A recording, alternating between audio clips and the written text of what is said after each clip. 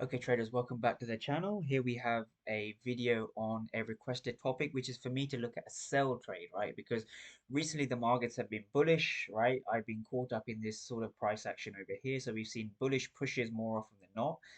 And since then, what's typically happened is people have asked me, or one person has requested me to go over a sell trade, and that's exactly what I'm going to be doing, right?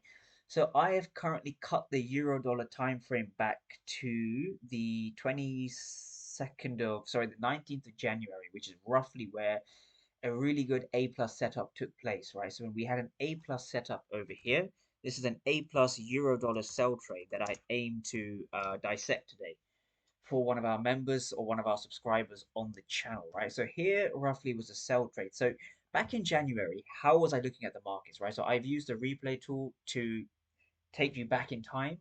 And the way that I was currently looking at the markets at this time, so what was my narrative? So my narrative was at this point, we had broken structure to the downside. So this arrow over here is pretty self-explanatory. We had broken, sorry, structure to the downside.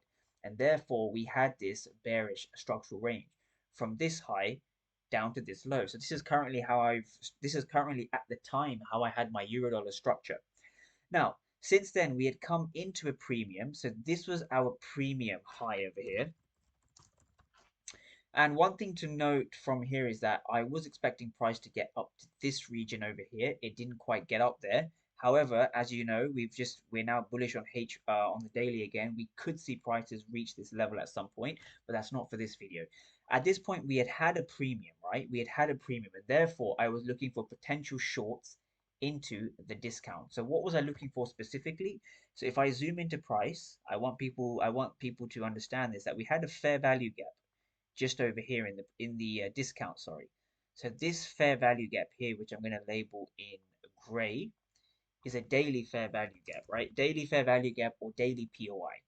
And this was of an area of interest to me. So the reason why sells were taken in January, right, was simply for price to get to a daily discount to this sort of price range over here, right, before potentially heading higher, or as we know, price did come down seeking this fair value gap over here before mitigating that and heading higher.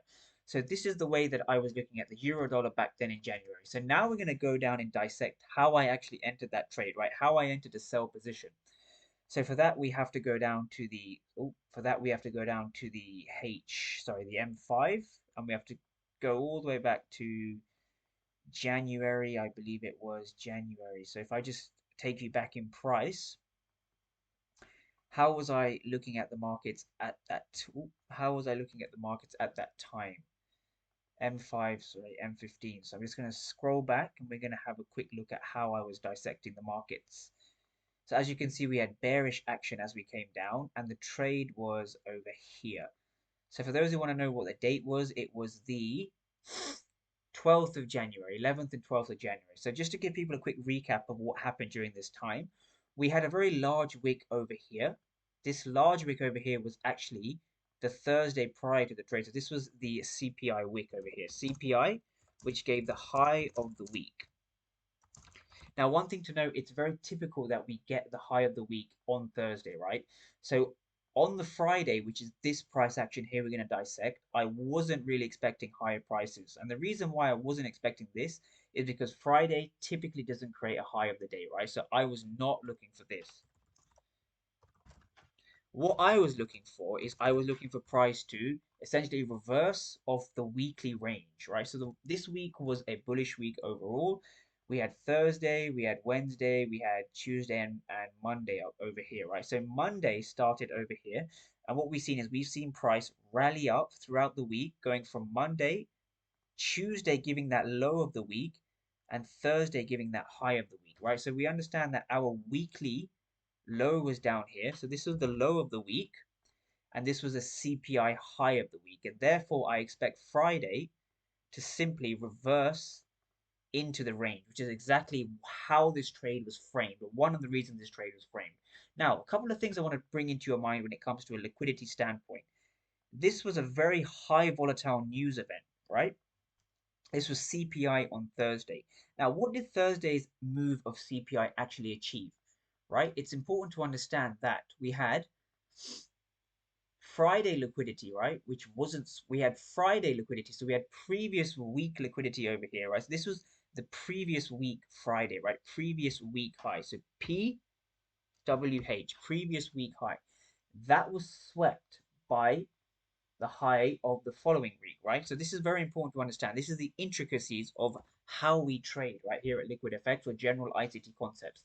It's important to understand the intricacies of what you're looking at. We understand that CPI swept the previous week's high as well as the Monday high as well. So the previous high of that week up until that point, right? So we see a sweep of liquidity over here. Again, a liquidity sweep. It's important to understand once we've seen a sweep of a previous day high or a previous week high, it's our job to look for a reversal, especially on a Friday after CPI on Thursday has given us the move. So it's important to understand that. That's the first thing I wanted to bring to people's attention. Now, the second thing to understand now is essentially how we're going to dissect the trade from an entry model perspective, right? And here we go. So before I go over the entry, I'm just going to bring you down quickly and we're going to go over the concepts from a theoretical standpoint. So first we had the Asian range over here. This is the Asian range or the accumulation, right? And this Asian range corresponds to this gray box over here. So this gray box is the Asian range. And now the Asian range is from 8 p.m. to midnight Eastern Standard Time. So it's very, very important to calibrate this to wherever you are around the world. And there's two very specific prices that we're going to analyze and look at in a lot of detail when it comes to this video. We're going to be looking at two specific price points, both here in red, right? The Asian low with the bottom red line and the Asian high with the top red line, okay? So what we've seen over here within our schematic is we have a gray box which represents the Asian range liquidity, right? This is the Asian, oh, if I can spell, Asian range. So the Asian range is a low volume time of day which generates liquidity in the markets, right? Now, the London session did something very specific, right? So we had our London session, which I'm going to mark out in a different color, right? So we had our London session until 1 p.m. UK time. This is East, sorry, this is Eastern Standard Time, but my charts are in UK time because I'm from the UK. The London session here in orange aimed to do something very specific, right? The London session swept the Asian low. So this movement downwards indicates a sweep of the Asian low. Again, we see price sweep the Asian low before coming up and sweeping the Asian high in the New York session, right? So let's dissect what we see over here. So the London session does this. So why do you think the London session does this? What is the purpose of that? I recommend people pausing the video to actually think about this. So if you did pause the video, welcome back. Welcome back to all the people who paused the video. Good work. The London session over here aims to entice early sellers into the market, right? So what we see is we see an early seller enticement. Early seller enticement. So what this represents is it represents a buildup of liquidity to the sell side, right? Because underneath this low, we have what? You guessed it, sell side liquidity, right? Sell side liquidity, right? So when it comes to a schematic point of view, what you want to understand from this is that we generate liquidity in the form of the Asian range, and the Asian low is swept in the London session just over here. And it itself, the London session, generates liquidity, right? So this is the, if I can spell today, this is the London session, right? So this is the Asian session first, and then the London session second. So let's go and see how the London session performed. The London session has swept the Asian low over here. Now, from 1 p.m. up to the rest of the day, essentially the New York session, what do we see? We see price rally up, sweeping the Asian high just over here. Price then sweeps the Asian high over here. Okay, here in green. So the Asian session, sorry, the New York session sweeps the Asian high. So what we've seen is we've seen the Asian high get swept over here.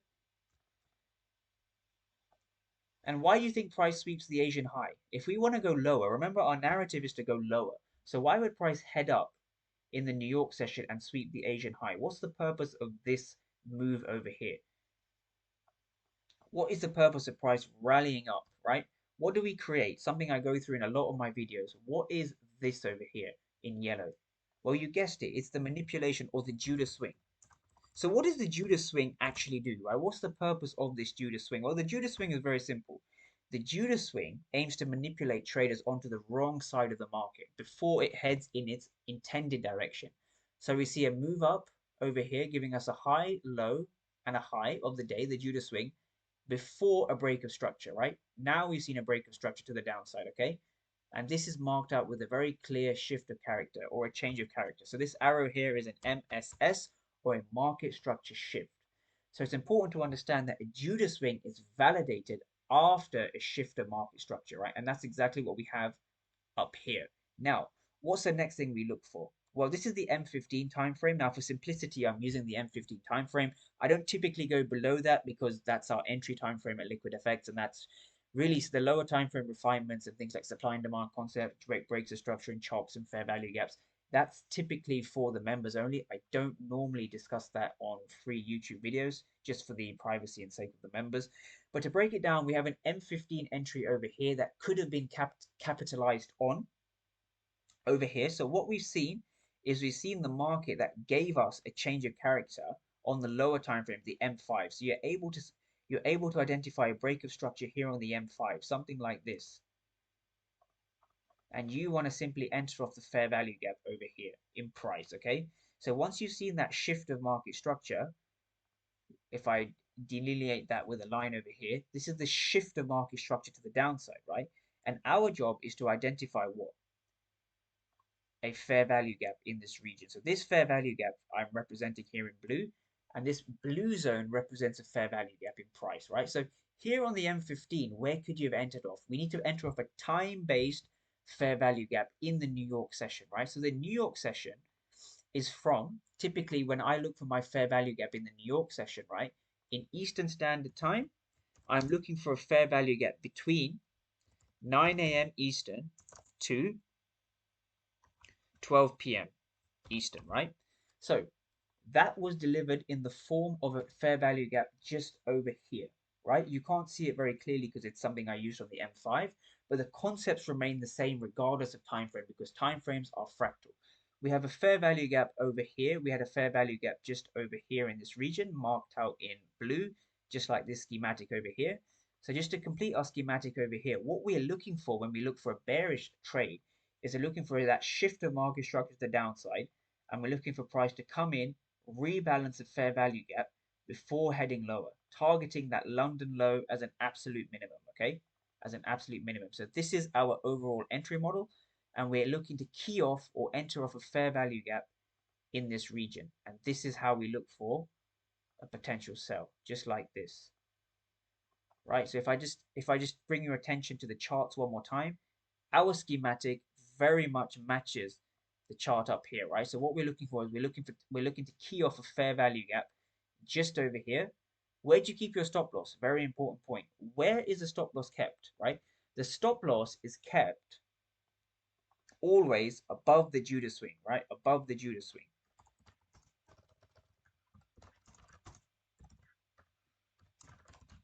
By having the stop loss here, you keep it in a safe place that avoids you from getting stopped out due to having a very tight stop loss placement, right? Now, so when it comes to targets, you want to target minimum, like I said over here in the schematic, the low from the London session. That's giving you a 1 to 2.3 minimum, right? But remember from the higher time frames, right? If I get rid of the schematic now, the higher time frames represented a large swing trade opportunity because we were trading from daily premium to daily discount, right? Daily premium to daily discount. So this trade really had high potentials to run in the markets, right? And as you can see, we really did rally down and we came all the way to this daily zone over here. This daily zone over here, daily fair value gap, is where this trade ultimately got down to, right? So as you can see, the RR was monstrous, very high RR trade, I think a 1 to 9 or 1 to 10 even. So very successful trade over here using the basics of power of three and schematics, right? Understanding accumulation, manipulation, and distribution. So as you can see, we had a very good trade, all starting from the Asian range. That gives us a liquidity sweep. So to go through this one more time, we have an Asian range. We had a liquidity bearish sweep. We had a liquidity bullish sweep. The Judas swing was created above that Asian range high. So this top red line is the Asian range high, the ARL, or the Asian range high, right? Very important to understand that. We see a sweep of the Asian range high and then that shift of market structure, and we simply key off a fair value gap over here. And that fair value gap entry is what allows us to enter the markets with precision and accuracy, giving you that strike rate of 50, 60% or above, right? So if this video helps you in any way, give it a like and thumbs up. Just want to give people a heads up that we're offering free one-to-one sessions at Liquid FX as part of the Premium Plus. The Premium Plus is a great package and opportunity for you to ask as many questions as you want, get individualized feedback and homework, understand your current trading plan and current trading situations. We take your ICT knowledge to the next level and allow you to apply it in a step-by-step, methodical and systematic way. So if that's something that interests you, drop us a message on Twitter and Discord, Instagram. We'd be more than happy to get back to each and every one of you. But until then, take care and happy trading.